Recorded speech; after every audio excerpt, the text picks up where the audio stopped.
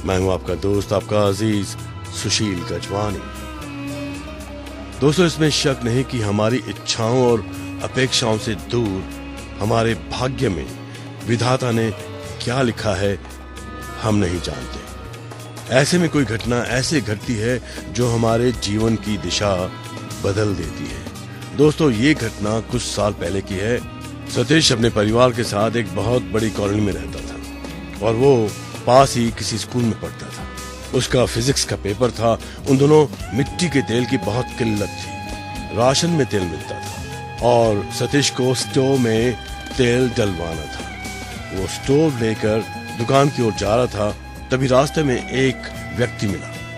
उसने सतीश को रोका और उससे कहने लगा कि उस दुकान से तेल मत डलवाओ, मेरे साथ चलो, घर पे कुछ सामान रखा है, तुम्हारे पिताजी से बात हो गई है, मैं तेल भी डलवा दूंगा और सामान भी ले जाना। तब सतीश क्या करता है?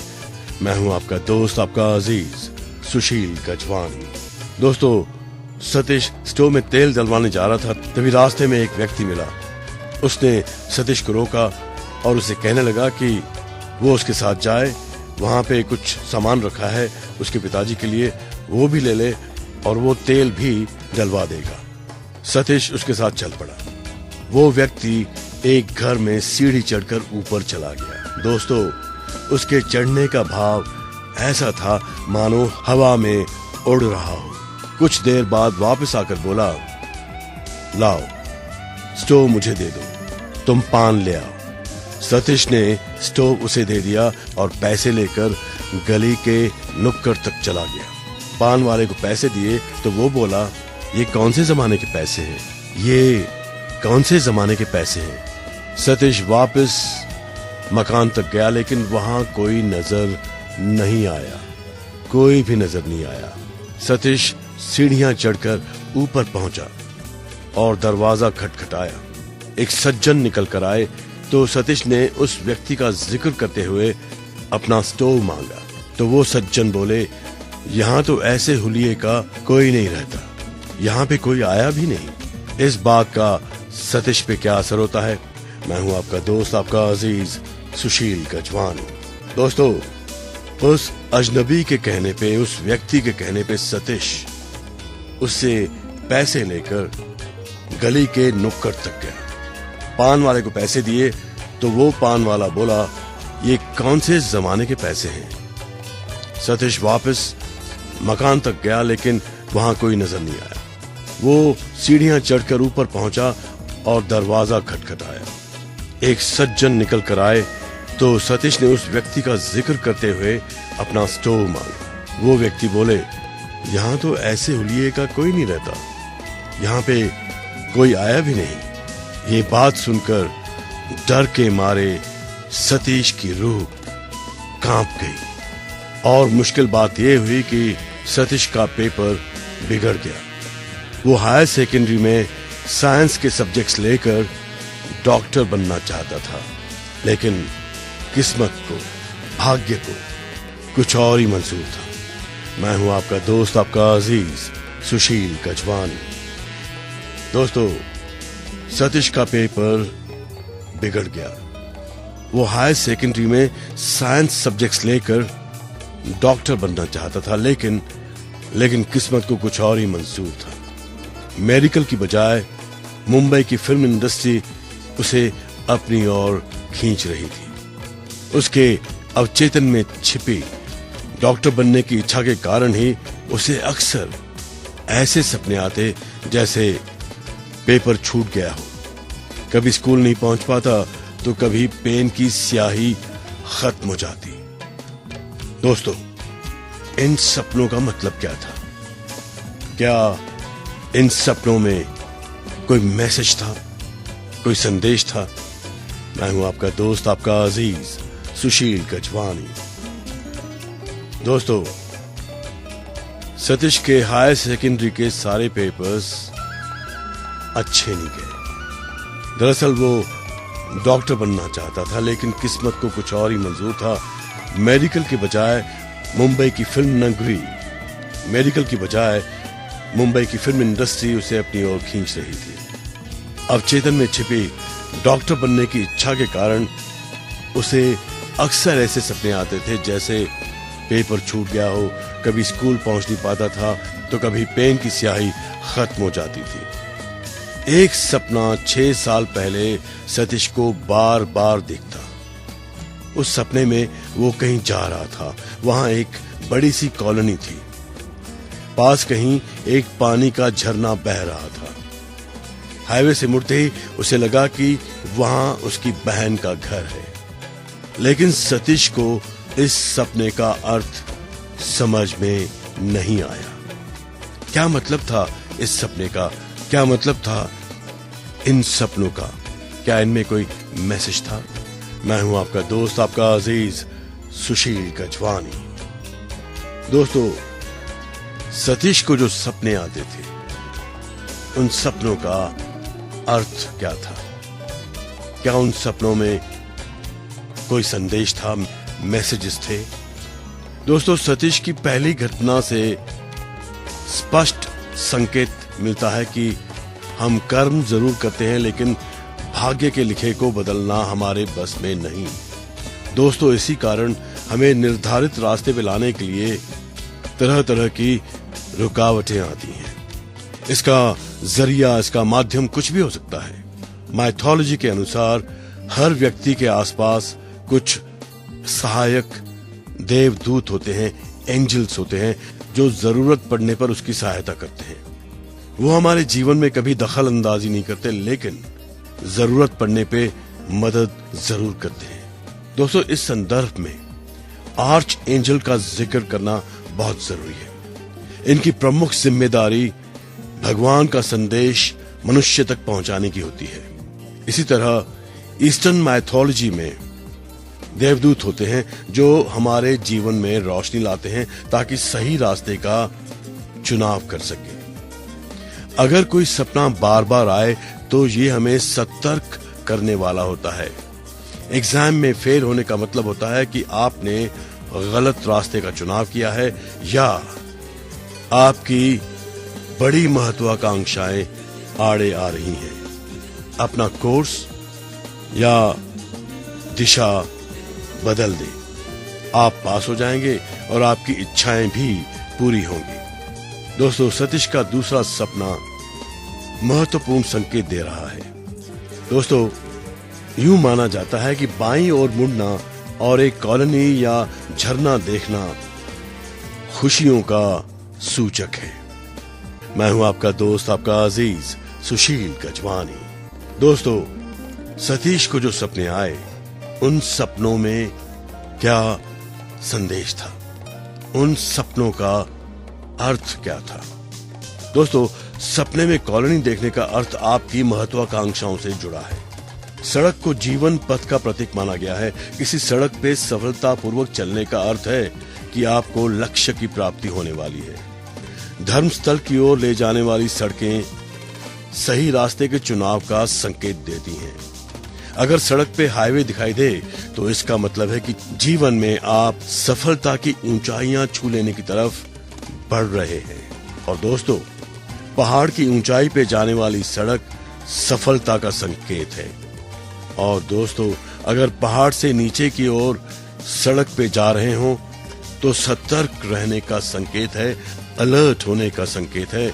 आप जो कुछ उस समय कर रहे हैं उसे रोक दें, वरना शायद नुकसान होगा, ये माना जाता है। साइकोलॉजिस्ट इस तरह विश्लेषण करते हैं। ऊबड़ खाबड़ सड़क पे चलने का मतलब है बाधा का सामना होगा, लेकिन हार न माने। आड़ी तिरछी सड़क पे चलने का मतलब है समझौते करने पड़ेंगे। सपने में सड़क पे रोड साइन दिखाई दे तो स्थिति को गहराई से समझें और अपने प्लान पे फिर से सोच विचार करें। दोस्तों, हो सकता है दोस्तों कि आप गलत रास्ते पे हों। और दोस्तों, ये भी माना जाता है कि अपनी लाइफ के कंट्रोल को अपने हाथ में रखें। चौराहे पे खड़े दिखने का अर्थ है महत्वपूर्ण निर्णय लेने का समय, दिशा परिवर्तन मुमकिन है। अंतहीन सड़क दिखने का अर्थ है धीरज रखें, हैव पेशेंस, हैव फेथ, श्रद्धा और सबूरी। सपने में सड़क पे मोड़ दिखाई देने का मतलब है जीवन में बदलाव की संभावना। मैं हूं आपका दोस्त, आपका अजीज सुशील गजवानी। दोस्तों, चंद्रशेखर एक साइंटिस्ट हैं, वैज्ञानिक हैं। काफी सालों से वो रिसर्च कर रहे हैं। उनका काम ही है रिसर्च कार्यों से जुड़े रहना। कुछ साल पहले उन्हें ध्यान के दौरान, मेडिटेशन के दौरान एक दुर्लभ अनुभव हुआ। करीब 3.5 घंटे की अवधि के बारे में उन्हें कुछ भी याद नहीं रहा। क्या था वो अनुभव? दोस्तों, चंद्रशेखर को महसूस हो रहा था कि उसके शरीर के भीतर कोई शक्ति है। वो बहुत हल्का और सुखद अनुभव कर रहा था। आसपास छाया अंधकार धीरे धीरे छंट रहा था। कुछ समय बाद उसे सब कुछ साफ साफ स्पष्ट दिखने लगा। साइंटिस्ट चंद्रशेखर क्या देख रहा था और 3.5 घंटे की अवधि में उसने क्या देखा जो वो बाद में भूल गया, उसे याद नहीं रहा। मैं आपका दोस्त, आपका अजीज सुशील गजवानी। दोस्तों, कुछ साल पहले साइंटिस्ट चंद्रशेखर ध्यान में बैठे थे, तभी उन्हें एक दुर्लभ अनुभव हुआ। करीब 3.5 घंटे की अवधि के बारे में चंद्रशेखर को कुछ भी याद नहीं रहा। क्या था वो अनुभव?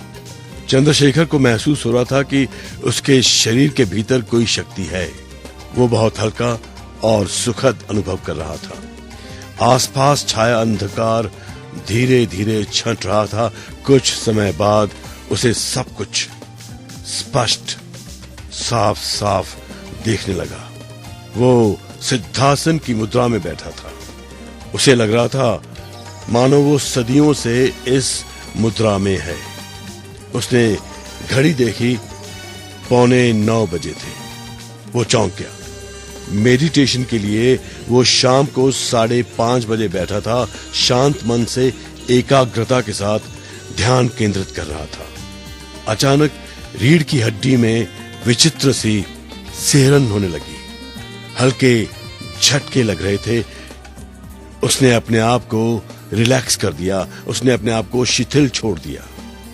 जब चंद्रशेखर को होश आया तब रात के 8:45 बजे थे। अब सवाल यह है दोस्तों कि आखिर 3.5 घंटे में क्या हुआ? इस बीच उसकी पत्नी 2 बार उसे देखकर चली गई, लेकिन उसका शरीर एकदम निश्चल था। क्या था चंद्रशेखर का वो अनुभव? इसके अर्थ क्या है, मायने क्या है?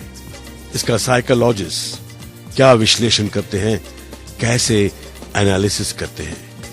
मैं आपका दोस्त, आपका अजीज सुशील गजवानी। दोस्तों, जैसे कि हम बातें कर रहे हैं, साइंटिस्ट चंद्र कई सालों से रिसर्च से जुड़े हुए हैं। कुछ साल पहले उन्हें ध्यान के दौरान एक दुर्लभ अनुभव हुआ, एक रेयर एक्सपीरियंस हुआ।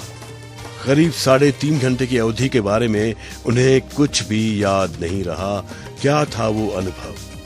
साइकोलॉजिस्ट इसका विश्लेषण, एनालिसिस यूं करते हैं। चंद्रा का वो अनुभव एस्ट्रल बॉडी से जुड़ा हुआ है, विदेह अवस्था से जुड़ा हुआ है। दोस्तों, सदियों से ये अवधारणा रही है कि भौतिक शरीर की ही भांति मानव का सूक्ष्म शरीर भी होता है। मृत्यु के समय हमारा भौतिक शरीर सुख दुख से मुक्त हो जाता है, यूं माना जाता है। दोस्तों, सूक्ष्म शरीर आकाश लोक में चला जाता है। सूक्ष्मदर्शियों के अनुसार वो दुनिया हमारी दुनिया से मिलती जुलती होने के बावजूद स्त्री पुरुष के भेद से मुक्त होती है। वहां समय की अनुभूति समाप्त हो जाती है और प्रेम की अद्भुत अनुभूति होती है। वहां हमेशा रोशनी की जगमगाहट रहती है। साइंटिस्ट चंद्रा के अनुभव के अनुसार उनका सूक्ष्म शरीर उनके भौतिक शरीर से मुक्त हो गया, लेकिन बाद का अनुभव उन्हें याद नहीं। दोस्तों, ये अनुभव रेयरली होता है, बिरले ही लोगों को होता है। ऐसे व्यक्तियों की अंतःचेतना का विकास उच्च स्तर का होता है। यह अनुभव अक्सर मेडिटेशन या नींद की अवस्था में होते हैं।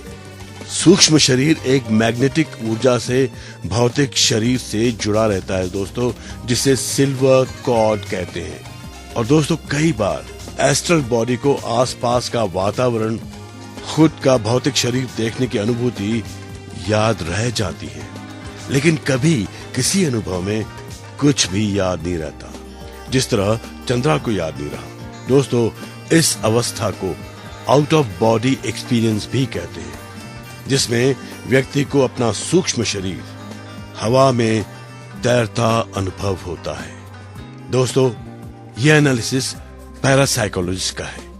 ये बातें साइकोलॉजिस्ट मानते हैं। मैं हूं आपका दोस्त, आपका अजीज सुशील गजवानी। हर इंसान की काबिलियत का पैमाना उसकी सोच है। Man is a measure of his mind. आपका नजरिया आपकी बुलंदियां तय करता है। दोस्तों, बहुत समय पूर्व अरबिस्तान में एक अद्भुत व्यापारी था। वो असफलता से अपरिचित था। वो जो भी छूता वही स्वर्ण हो जाता था।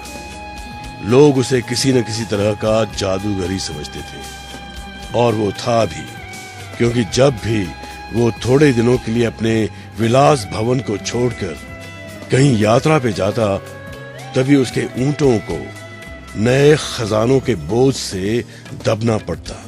कभी वो हीरे मोतियों के भार से दबे लौटते, कभी स्वर्ण अशरफियों से, और कभी और बहुत सारी धन दौलत से।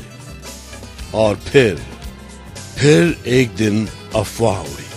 वो अफवाह क्या थी? अफवाह ये थी दोस्तों कि उस अद्भुत व्यापारी ने अपनी सफलता का रहस्य, अपनी कामयाबी का राज एक किताब में प्रकट कर दिया है। उस व्यापारी की सफलता का रहस्य, उसकी कामयाबी का राज क्या था? मैं हूं आपका दोस्त, आपका अजीज सुशील गजवानी। दोस्तों, कुछ समय पूर्व अरबिस्तान में एक अद्भुत व्यापारी था। वो असफलता से अपरिचित था। वो नाकामयाबी से नावाकिफ था। वो जो भी छूता वही स्वर्ण हो जाता था। लोग उसे किसी न किसी तरह का जादूगर ही समझते थे, और वो था भी, क्योंकि जब भी वो थोड़े दिनों के लिए अपने विलास भवन को छोड़कर कहीं यात्रा पे जाता, तभी उसके ऊंटों को नए खजानों के बोझ से दबना पड़ता।